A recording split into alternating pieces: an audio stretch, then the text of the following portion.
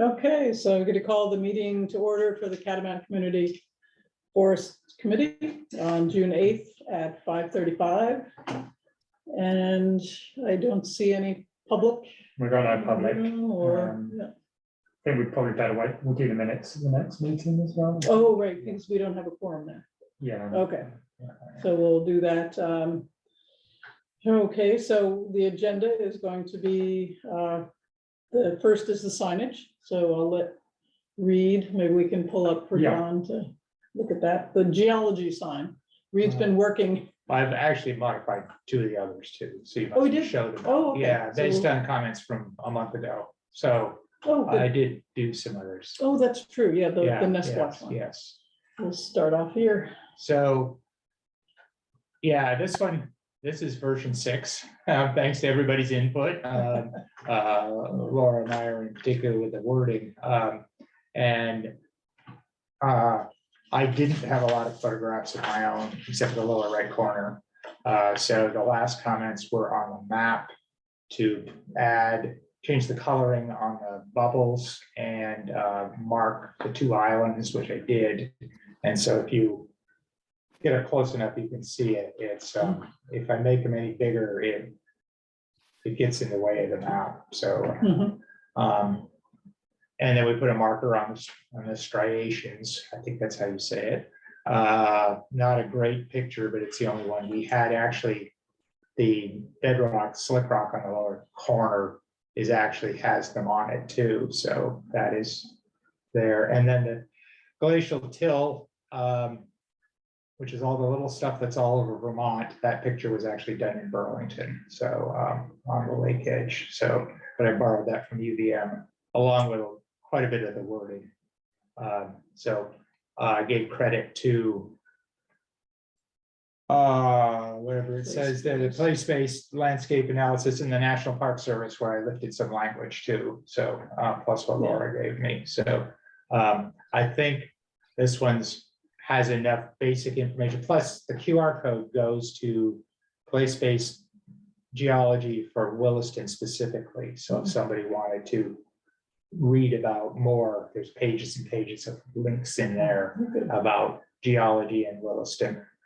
I think the QR codes are going to be handy. Yeah, Yeah. I've got an Adobe account now, so I can create those. Oh, good.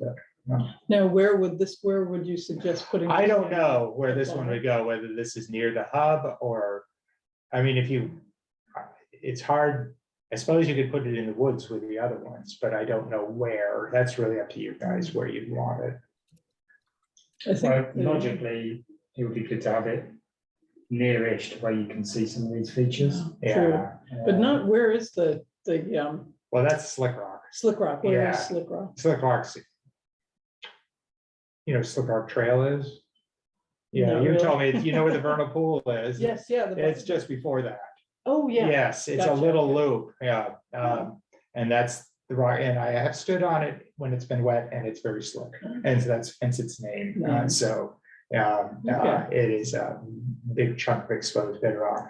That trail itself is not where you want to put it. That's Right, it would be. I think too you out of the way. want to put it. Is it Three Rivers where the glacial yeah. rise is there? Where the lake came in and then there was a rise that you can see that actually shows the geological changes. And it might be good to put it out there. Okay. That's a busy intersection. Busier, I think. it's not really it's beyond the intersection. Ethan showed it to me once where that is. Okay. I'd have to dig around to find it. Okay. So yeah, That's an so we can figure idea that of where out. to put it. Yeah. So we can figure that out. after. As people go by, they might see something there. Yeah, maybe we can also, I vaguely remember Hans had a couple of ideas about Yeah. somewhere it could go as well. So maybe we could check in with him as well. Right. I mean, I'm not committed to where they go at this point. Yeah. Okay. Great. All right, So the next one. then the next is, I think, bottling. So bottling, what I did here I rewrote some language, built a QR code that goes to Cornell Ornithology, and you can click on listen, and you can actually hear it.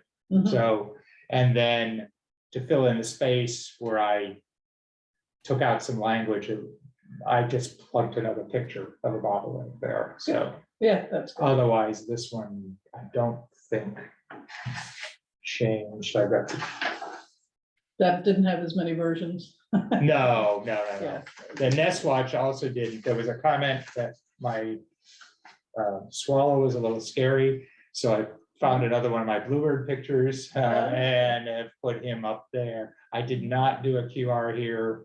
Yeah, that's fine. The only place I could do, well, I could take out any picture and put one in, but I decided not to, if you wanted to listen to bluebirds, but I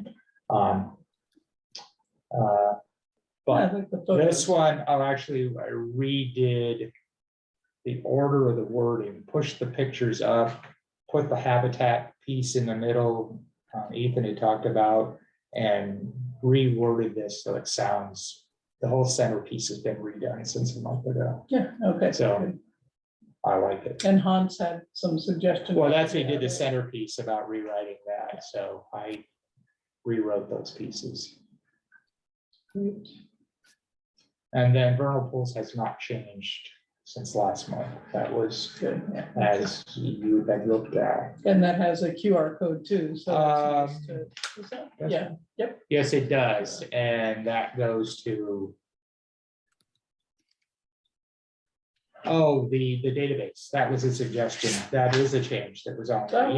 Yes, I shrunk that picture in the middle. And you took- And that goes to the Fish and Wildlife database, Vermont Vernal Pools Atlas, Yeah. so it goes to that, Oh, good. Okay, yes, yes. so that is an addition. Yes, that is an addition there. And those are all three from our vernal pool, so I took those Oh, photos. nice. Yeah, Yeah, that's so- good. And that one obviously will go out at the vernal pool. Yes, you can put it there out at that site on that trail, that's on I think that's Sandman. It's allowable, on- right? The post, yeah, it's just a. It's on post. Sandman, yeah, so. Anyway, if anybody else thinks of anything last minute or sees some typos, let me know. Then if otherwise, I'll leave it to you to get bids, whatever. Yeah, we Just can, we I can, think, Order we can it. get those. I think Hans said he was okay, he was fine with them. Okay. We can then just, once we get the posts and everything, we can meet with either John or Andy to take them out and put them up. Yeah, Okay, I mean, I can put them up to there. so we need to buy the posts and we need to Yeah, buy. I the bought, posts. I bought them at Home Depot last year. They cost me about, well, a year ago, they were $10. Mhm. And do you, I mean, I know you like to buy to not Yeah, have to we pay can tax. sort it out. Yeah, Okay, so and I just really want to get it done before June. Yeah. Yeah. I just want this to spend this Yeah. money that we Yeah, have been given to use at Catamount, and I'd like to there's, be involved with the drilling and the setting. It's really yeah. tricky to get the bolt hole, so you're not drilling right through the words, and getting it set in there. So, that yeah, I is- set up I saw horses in my garage and did that last year. Oh, good, and then pounded them in, so. Yeah. Great, so John, do you have any comments about the, My only comment is, I struggle with the word unique. Unless it's absolutely applicable, in this case. Because Where it is that? doesn't- where was that, which one? Which it's in the first part of the first one. The geology? Yes. The first Oh, sentence. unique.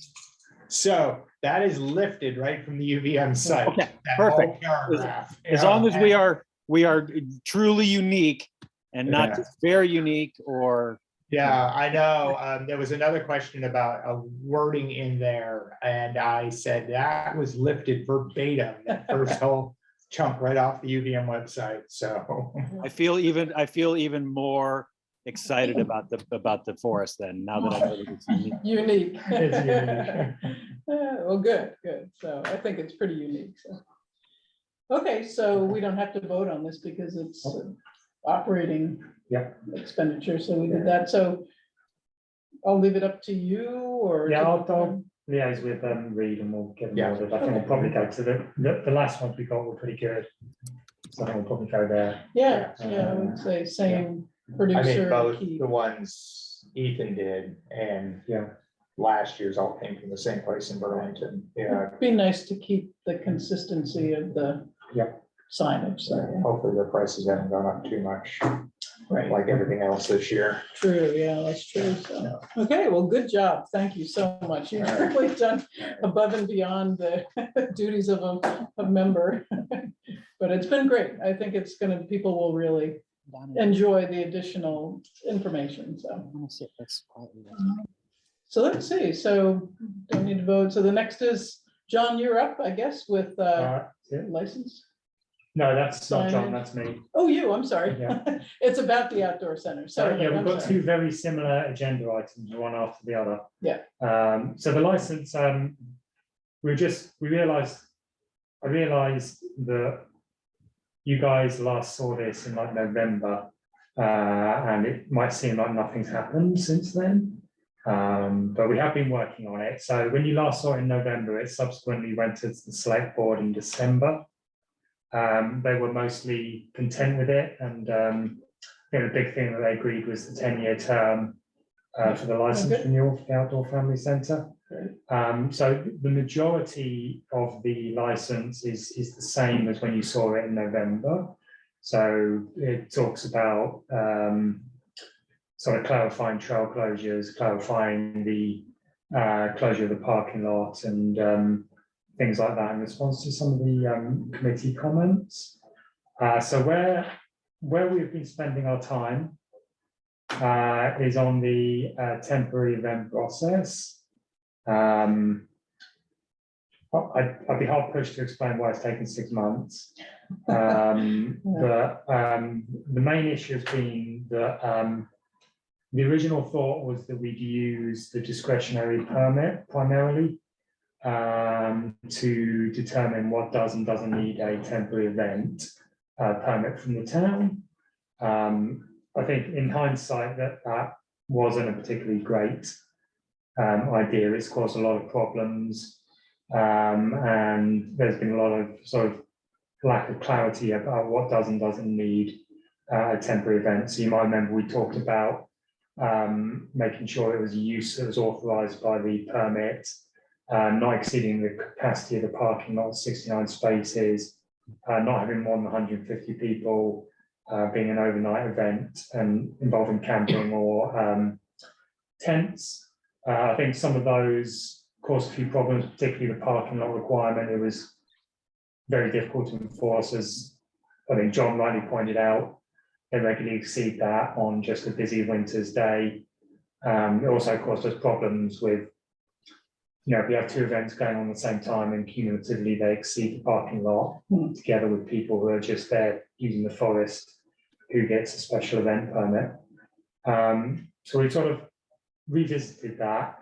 Catamount were finding it was consuming a lot of their time, staff time, to sort of advise people on the process and discuss it with town management staff. Here was also creating a bit of uncertainty with some of their event holders who are being put off by the process. And are some of those event holders, are they like UVM or running series, or is that, I just don't understand, like your events aren't just the ones that you're holding?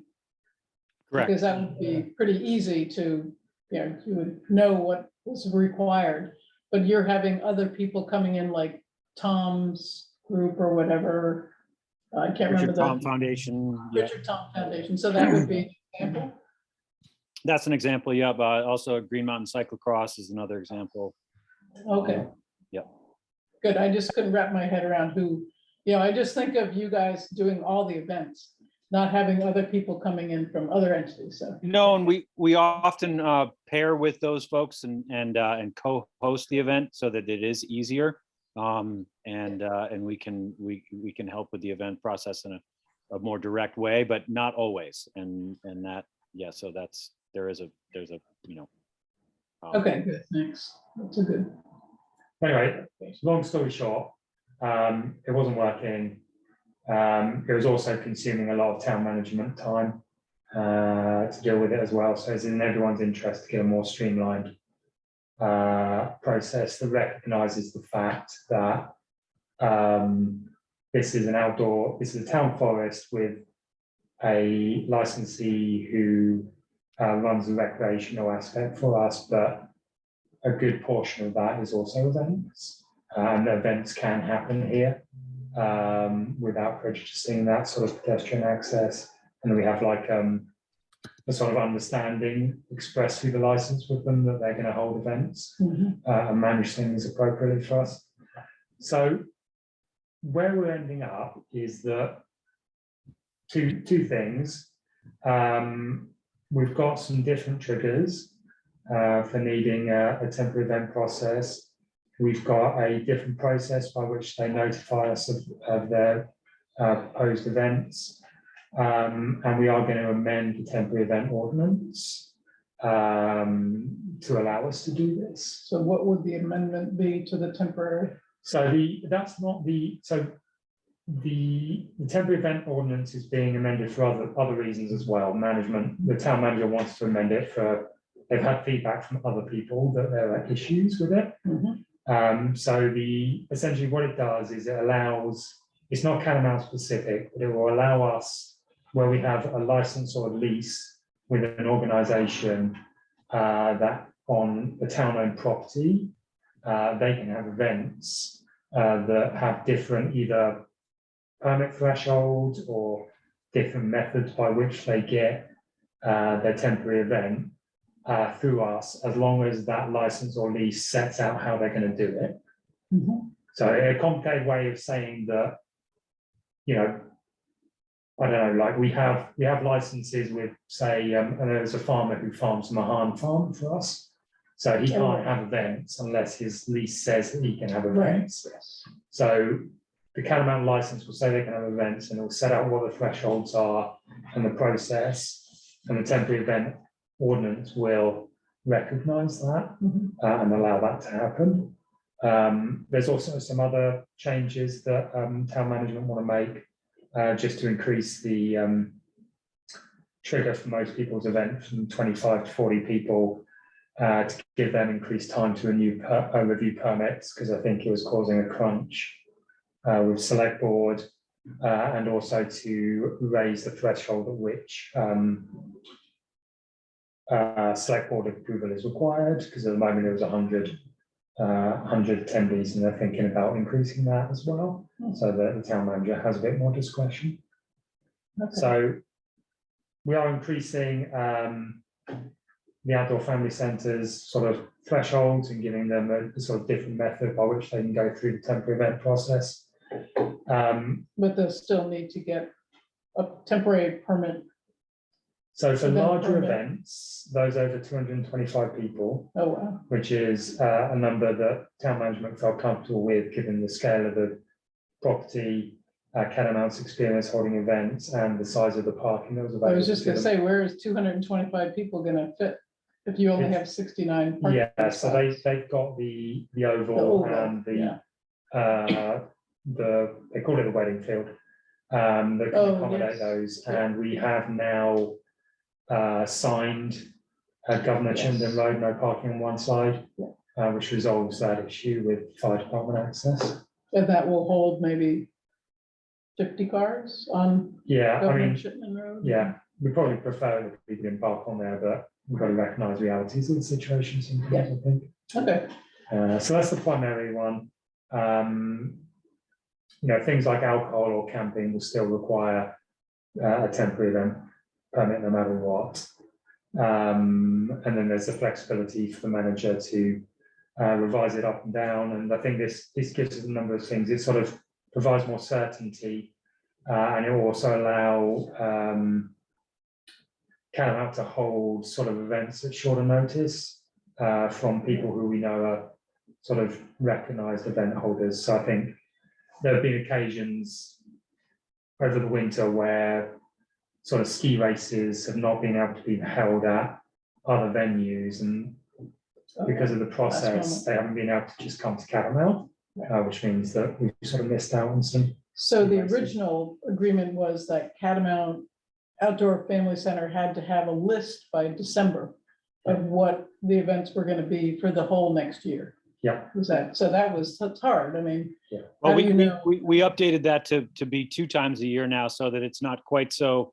Oh, good. So it'll be, I forget it, Simon, is it March and in November? Yeah, March and November is where we landed. Yeah. Yeah, so that'll make it, and, so how does this, so that's gonna make it easier for the outdoor center to, run their events and to have, other event holders. Yeah. How is that gonna affect, the random person like Audubon, Green Mountain Audubon Society, Master Naturalists, LL Bean coming, they've run a couple of events there where they usually have maybe So 15 to one of 20 the things people, that yeah. it doesn't affect the license in terms of the town events. So there's basically 2 people or 2 bodies that can hold events at the forest, town or the Outdoor Family Centre. Right, Both of those bodies have the right to extend that to other organisations. For sheer practicality and sanity and keeping everyone on the same page, what we've asked is that everything goes through the Outdoor Family Centre for events, which is, to be honest with you, how the license is structured anyway. mhm, So for town events, we're supposed to ask them, we want to hold this event, it's 30 days notice, does this conflict with anything you're organising? Yeah. So this just sort of cuts out the middleman, goes straight there. For things like, small little events, they will benefit from the changes to the temporary event ordinance, both the, because they won't need. Yeah. Will they won't need to get an event, a temporary event permit, well, basically. most of the stuff you're talking about, your events will be less than the 40 people threshold anyway. Yes, I don't ever yeah. anticipate more than, like, Uh, 30 was huge, yeah. that was big, and people were rolling in and out. Yeah, So that was probably the most you'll ever see. Yeah. In one of those events, so. yeah, So the one thing I did, and I ran into Amanda today and was just chatting with her, I was over doing the bird boxes. Yeah. And she was explaining this to me, and so I do think that, I told her, I did give her a list of events that Ethan was gonna do, because I knew, you guys needed to know. And Ethan had sent it to me and I looked at it and I immediately went to your outdoor center website to see if it was gonna conflict with any events that you had. So I went down through the list. And I really didn't see, with the number of people that were gonna be at these Ethan's events and your schedule, I didn't see any big conflicts. So that was good. That's And not I really think- checking with us, though. No, I know. So then I sent the list. So then I looked at that and I said, oh, good. So I sent the list to Amanda and I think I sent it to you and maybe Andy and probably you. I can't remember but everybody, folks got that list. And then what happened was Ethan did the same thing. So he sent the list, maybe added one more. So that's great, that's fine, and most of our events that I think that we're ever gonna have are really in the spring. So we're gonna be doing like bird migration, and then we might do some more in the fall. And the invasive workshop and things, but generally summertime, there's not a whole lot. People are off doing their own thing, around birding, and they do their own events. I just think it's important for the town to still have, even though we're gonna be working with you guys, with Amanda and, emailing, I think that somebody in the town should be CC'd, and I kind of think you should be you, not that you have to respond, but just that you have to be in that loop. Because it just brought back a memory of last summer when Harold was, it was different. Harold was set to mow. He sent somebody, now I don't know if it was Amanda or Kim or whoever, sent an email and said, I'm gonna be here Monday mowing. Well, whoever he had sent the email to was on vacation. Harold got to the farm, the fields with all of his equipment, and all the stakes were still up. The message never got to anybody. Andy, it stopped with that one person because that's all the communication that Harold thought he needed to do. So I just think it's important to not only have the outdoor center as that person as a contact, but somebody from the town, whether it's you, Aaron, whoever you want it to be, but I think that that should be in the loop as well. Okay, I'm happy to be copied on. Yeah, these just events. copy. You don't have to respond, but then maybe see, just to make sure, and I'm not gonna say, like Amanda said, oh, we're never gonna say, you cannot do this event, if you've given us proper, notification. So, Right. And it's a big forest, there's loads of space. Right. I'm sure, we just talk to each other. yeah, I think that's we can figure communication something is out. the key. We just need to be aware that, there are some events that are really precious to each party. We'll just try and respect those events. Right. Yeah. And Amanda did just point out one event was June 27th, I think. That was a race day or something, a running thing, and she said it rotates from 3 spots. I don't know, from green to blue to yellow or something, and one of the events that Ethan had set up is on the 27th, so there might be like, people on the same trail at the same time running, and she said, would it be possible to maybe take that race and move it to one of the other courses. So that might be a possibility, but Well, if from she's here prepared out. to do that, that's great. she said that would be a possibility, so she said, But yeah, I mean, just like, and also, like, what's great is that you talked to each other, yeah. Right. because that solves the problem, hopefully. The problem was there were too many people because both I and Ethan both emailed Amanda and she's like, right. oh, wait a minute, I want one person, one contact. And I said, Yeah, I well, think that's something that Erin has asked me to make sure people are aware of as well. We need like someone to be in charge of the event, and that person is responsible for liaising with either with us or the Catamount Outdoor Family Centre. so that, all these ones coming up are Ethan, and that's all evolving around the forest management that's going to be happening. So this is a rare event. I mean, this won't happen till he does another forest management event. So usually in the summers, he's not going to be here every 2 weeks doing some kind of an event. So it'll be less, and then the birding thing probably will be me. So I'll be the person asking Audubon and Green Mountain Audubon Society coming here. So that'll be like a town event. So just to be clear, it'd be great to ask before you schedule somebody, just in case there is something going on that we Yes. Yep. can't move.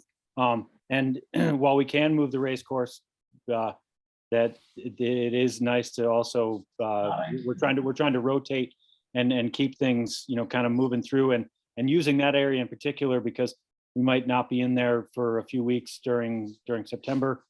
So we're trying to use that area more heavily in the summer right now. So. Great, yeah, and I think this was just it probably won't happen again because Ethan will be here, doing events all summer long, so. But, yeah, no, it's perfect. I'll, usually what I do is I look at your events, but what I'll do now is just email you guys and say, I'll look at your website, but also email and say, and there's usually specific weekends in the spring that the bird banding and the bird walks actually happen. So, because after they migrate, they're gone. But, some, we might want to do like a geology walk. You've been doing the mushroom walks and the Stargate, star telescope things. So.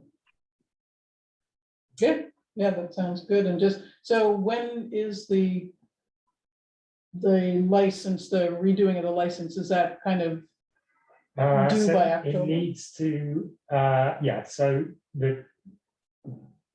the current one expires in October.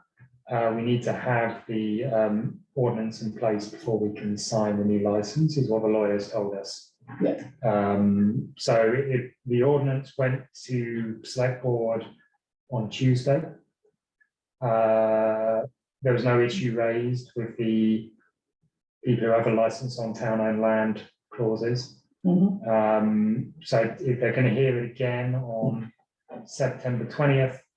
June 20th, then they have to want a hearing, so that'll probably be in July. So I'm just waiting to hear back from Eric about exactly how that's all going to play out. Oh, so there's a Uh, hearing, a public hearing? Not on the license, on the ordinance. Oh, the ordinance, yes, okay, yep. So the public will be able to comment on it, On the ordinance, yes. ordinance, Yeah. yeah, okay.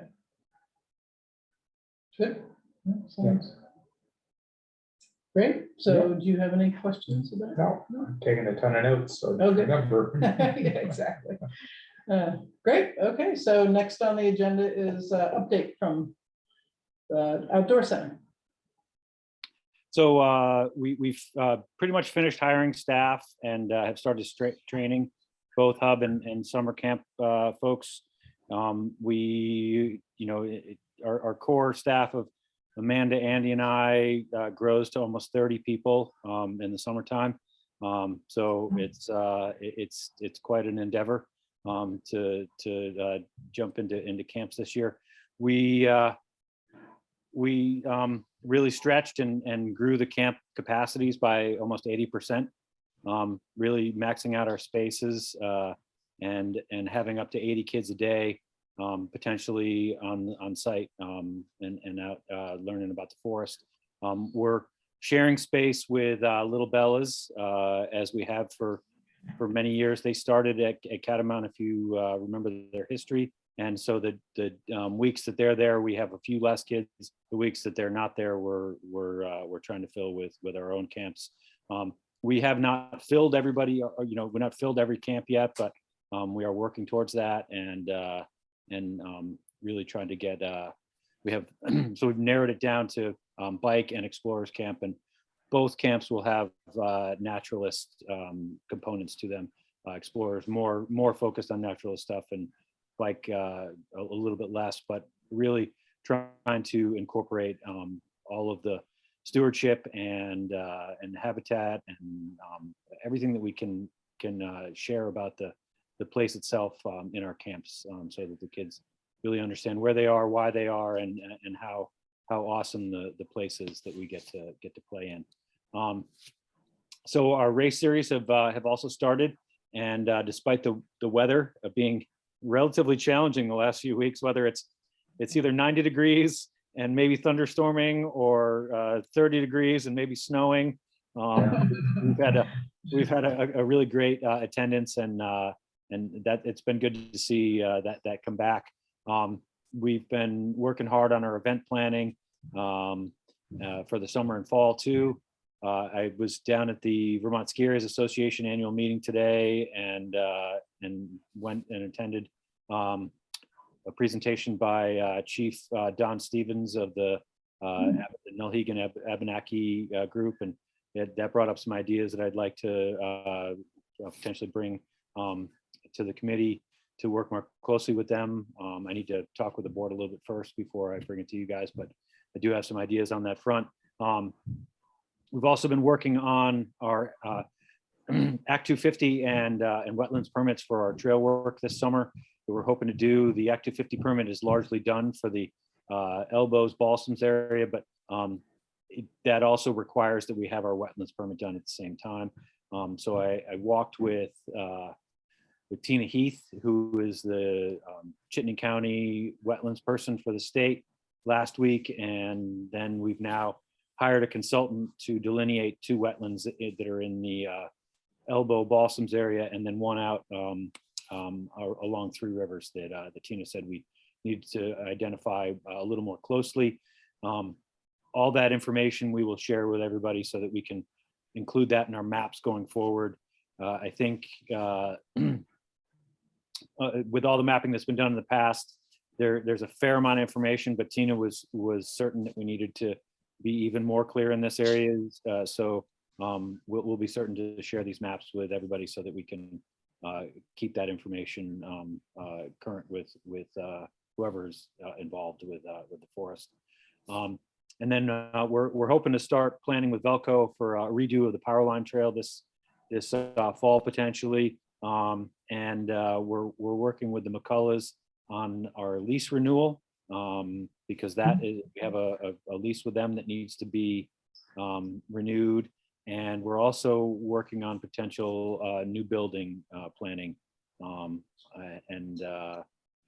because we do have a limited lifespan in the lodge and in the old house, and really need to be planning for where we might need to be in a few years.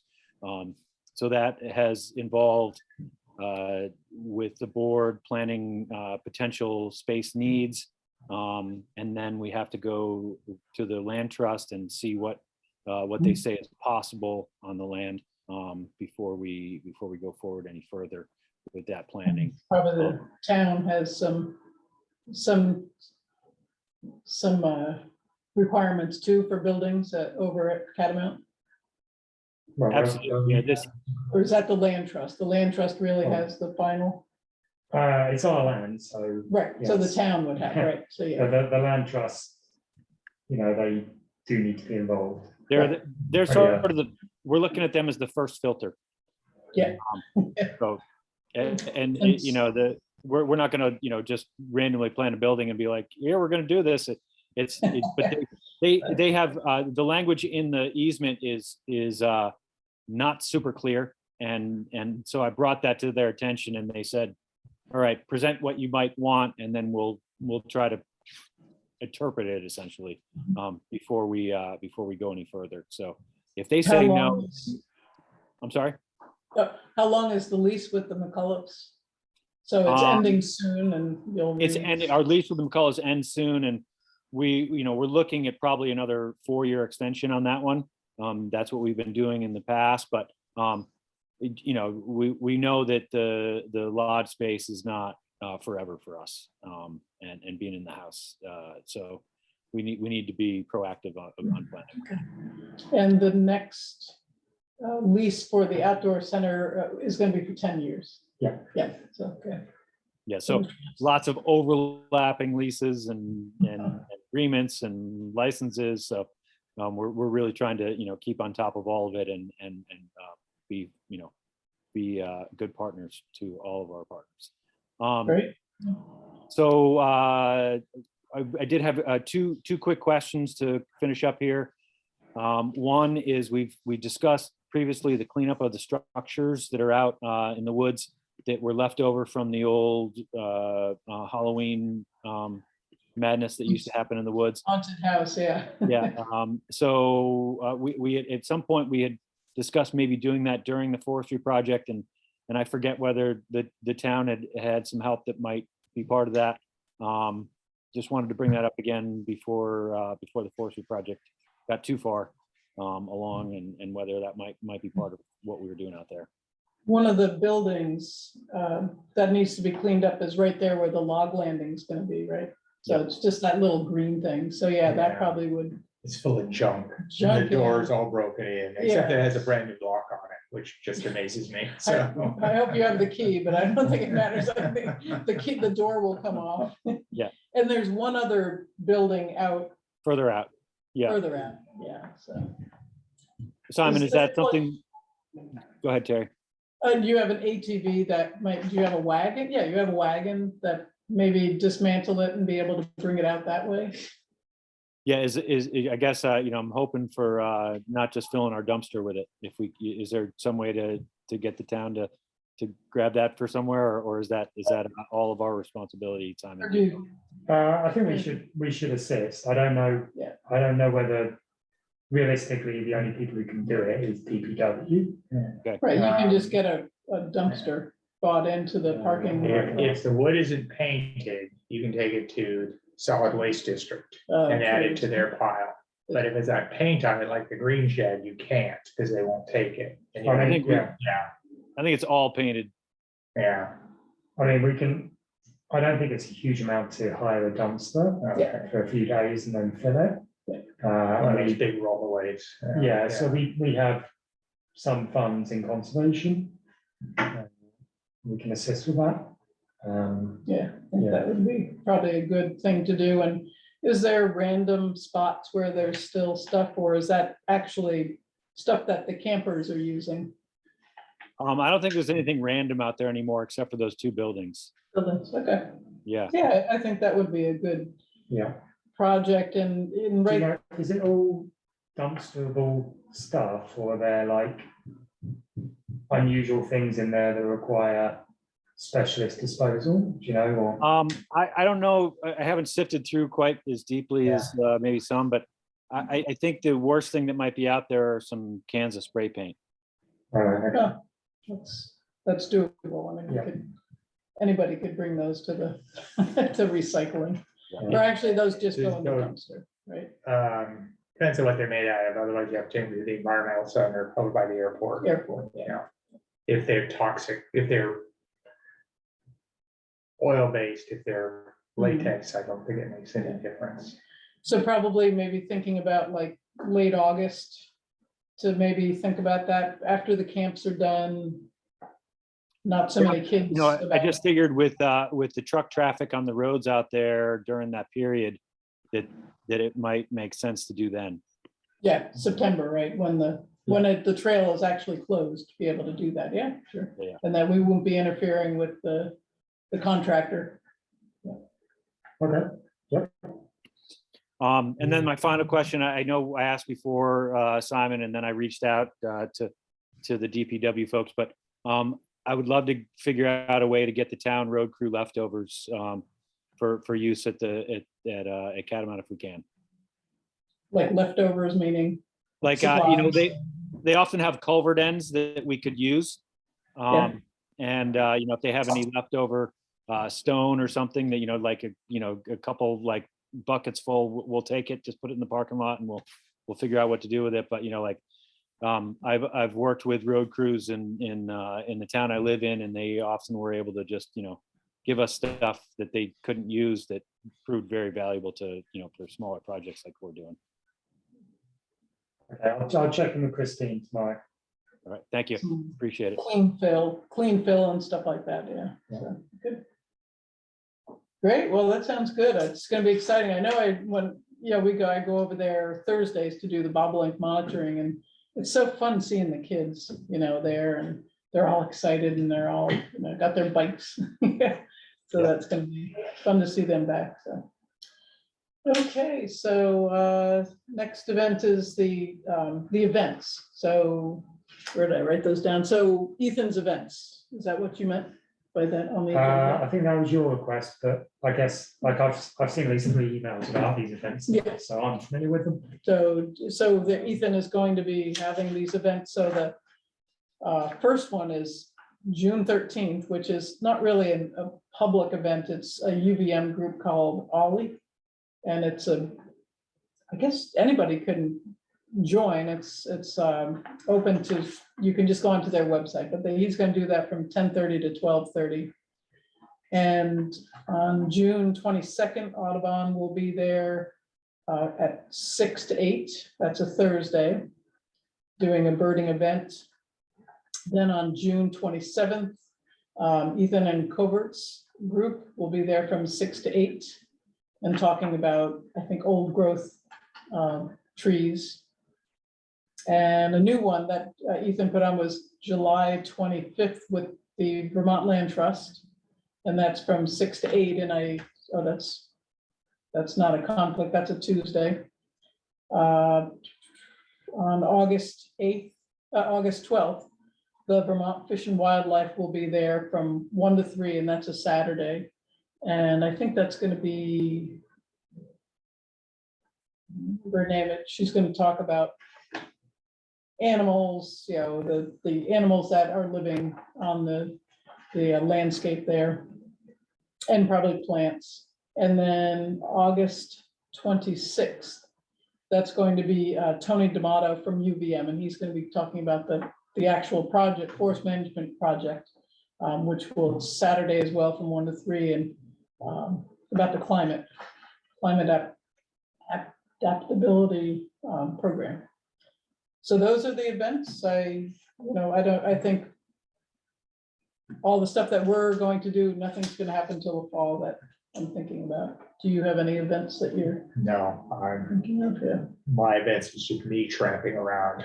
Looking at things and You're taking right. pictures. Pictures. Oh, good. Okay. And well, yeah, we'll Are meet those 6 to 8 AM or PM? PM.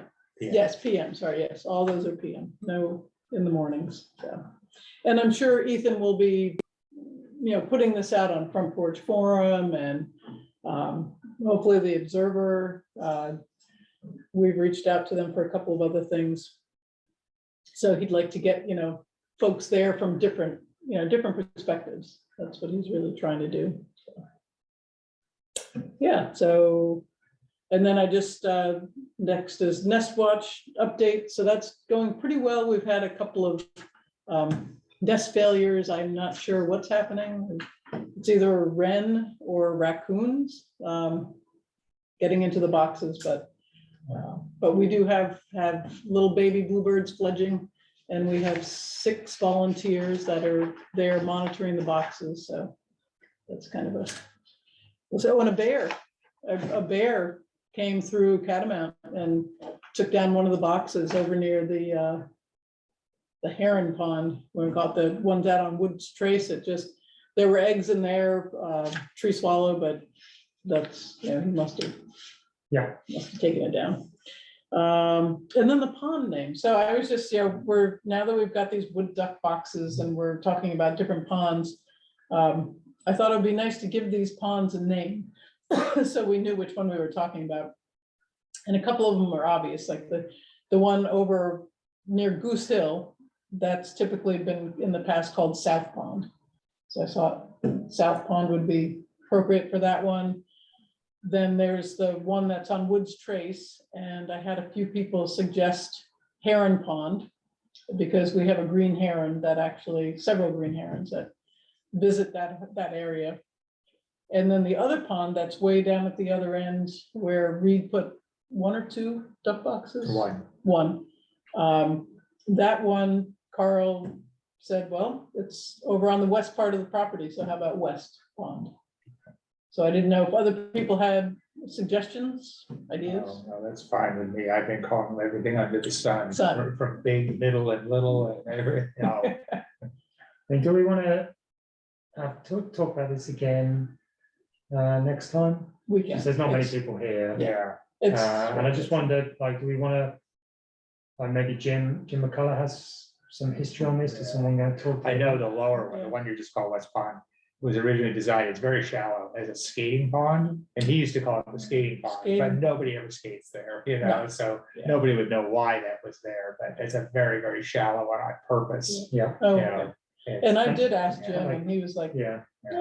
never. Well, the other thought that occurs is that, if the committee does want to name some of these ponds, is there something a bit more, we do something fun with it? Could we have it, get people involved in thinking names? I know sometimes you end up with ridiculous voting with both face type things, Right.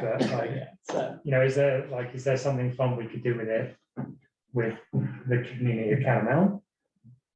Sure, yeah, we can wait till next meeting and bring it up, but those were just some ideas, and I'll ask Jim again, say, did you ever have, any ideas? So, but yeah, that would be fun to open it up to other folks. Right. So that sounds good. So one quick word on naming. That actually was discussed pretty extensively during Chief Stevens' presentation today at the Vermont Skiers Association, and how they were really interested in having people name things with Abenaki names, to recognize that we're on on land that is that was not ceded to us, so he was in particular talking about Saskadina 6, which used to be Suicide 6, the area, right. and how that they had worked with them to rename it and honor the heritage here. So I'm not suggesting that that's what we have to do here, but that is another way of looking at how to name the ponds. Okay. That's a great idea. And just so you know, John, one of our planning commission members has been developing by the fire station a park originally called Tree Island, where he's been planting lots of trees, right? Which has also been renamed a Buzzy Menahani, which apparently is the Abenaki word for Tree Island, or as close, I don't think it's an exact translation, but as close as you can get. Right. Great, yes, I saw that. That was great. And Laura Meyer she's worked with Chief Don Stevens in the past, so we can Yeah, that's a great idea. So we can put that off till next meeting and get some ideas from folks. And just an update on the invasives. So the next invasive up is, there's tons of Japanese barberry, which is harbors ticks by the pounds. So ticks really love it because there's no predator that will go in there and they're safe. And actually the deer mice that carry the ticks or the larvae or whatever, larvae, they love barberry because they're safe there. So we really need to get after that. Ethan said he would show both Laura and Chapin how to use the sprayers because Laura and Chapin didn't feel comfortable doing it. They've only watched Ethan do it. They've been doing the bingo dabber on the buckthorn. So I think in August, early August, Ethan's going to show them how. And so we will have to maybe purchase some equipment for them, some sprayers and some glasses and some gloves, probably would be Okay. the things that we would need to get. And they would obviously be used for other town parks too. When are they planning on doing this? Early August, yeah. So, and they're the buckthorn, no, the Is buckthorn, is that in a camp? Like presumably that's not an area where people go for camps. Right, Something like so- that, is it? Or- it's, the barberry is everywhere. So they could really focus on, and this is just a kind of a practice thing, so they could go off trail where people aren't. So it's on both sides of the road. So we could pick spots for the barberry that wouldn't be effective. It's the same, I'm trying to think, what's the word? Is there any way they can Re-entry. do this just when it's not rounded full of kids? Oh, yeah, for sure. They could probably do it in the evenings, whatever, weekends or whatever. So they could pick a time. So I know Laura's working on a wedding, so she's Yeah. not available till after July, so August. Be best if we could do it before the plant creates berries that the birds are gonna eat them and replant them. So that was my thought. So I'll check back Yeah. with Ethan Okay. and see if we can figure So this isn't just tick eradication, this is plant eradication. this is plant eradication, yeah. So which harbors the ticks. Yes. So anyway, so I'll check with him, Yeah. see if he's, what time we can kind of figure out, but the reentry, that's the word I was thinking for. The reentry time is like 2 hours. So it's very short. So they might even be able to go in there at like 6 a.m, and then by the time anybody would be, but I'll run that by them. Yeah. The other one is poison parsnip. And I was over at Goose Hill today and it's growing quite well. And I forgot to mention to Jim, it probably wouldn't hurt to get out there and run that mower over that. John, if you happen to see him, I know Lucy keeps after him pretty good. But that is starting to, some of it's getting pretty high. So I've noticed it. the kids can, it looks mowed, if they go in there and get any of the sap on them, they'll get burns. I just purchased the parsnip predator shovel. So in areas where it's not as intense as it is there, I'm planning on like July, going out when it's a little taller and can get in there and get the roots. And I'm hoping to have like volunteers coming out and helping too. So, and then, Is it worth seeing if Chapin or Laura are interested? Just in case, like, I'd like to get like feedback on how effective everyone thinks it is. the parsnip Yeah. predator, the shovel. Yeah. All the Well, I mean, town, it doesn't matter, just. yeah, whatever. Moncton, Yeah. we can reach out to Moncton. Sorry, I mean, from our people. Yes, yeah, we can. I don't think they've ever had experience with it. Yeah. So I think that Laura and Chapin don't know much about poison parsnip. Yeah. I think they know about buckthorn and Like honeysuckle. Chapin wrote an article about it in the Observer last year. Oh, we did, okay, Mhm. so we'll ask him. So I'll send him the information and Yeah.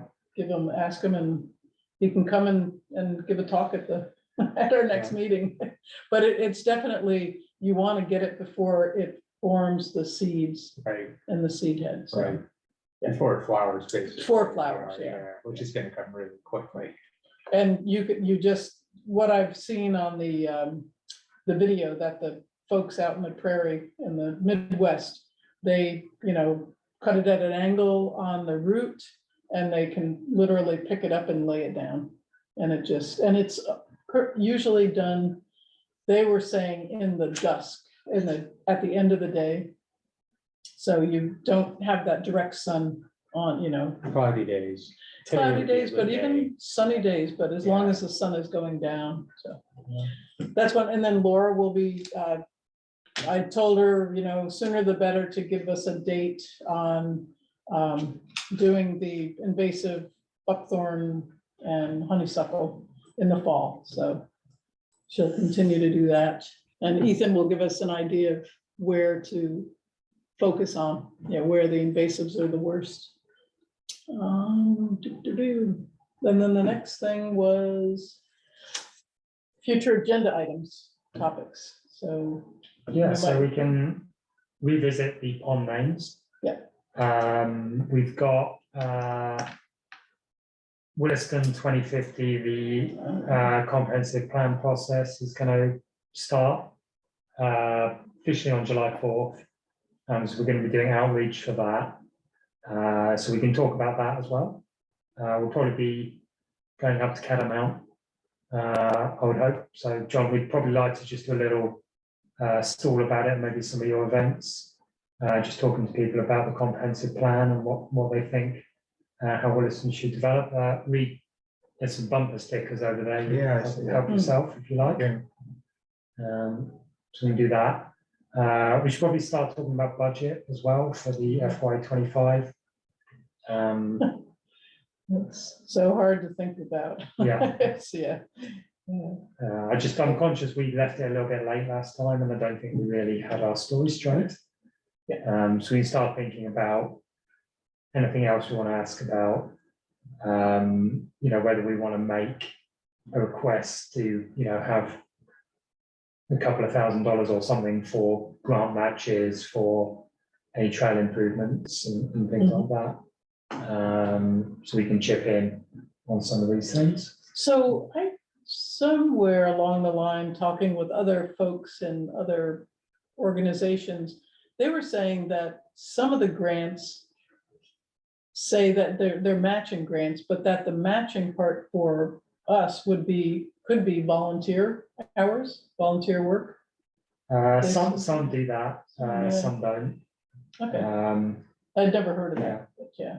Yeah, so the one we got one with Chapin for Bazi Menahani, just a small grant, and that was done with volunteer. That rolled right off your tongue. I That was spent good, some he's time good. practicing saying it. You're doing good. Uh, Have to practice. So we got that one with volunteer hours. Good. But that was for a pretty measly little grant. Yeah. Yeah.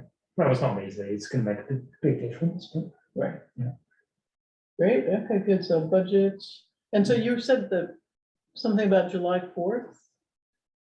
so there's the obviously there's the Williston Parade Right, in the village. We were just gonna start our outreach there, for the okay, comprehensive plan and getting feedback from people. okay, yeah, so, because our next meeting will be July 13th, so. Yeah.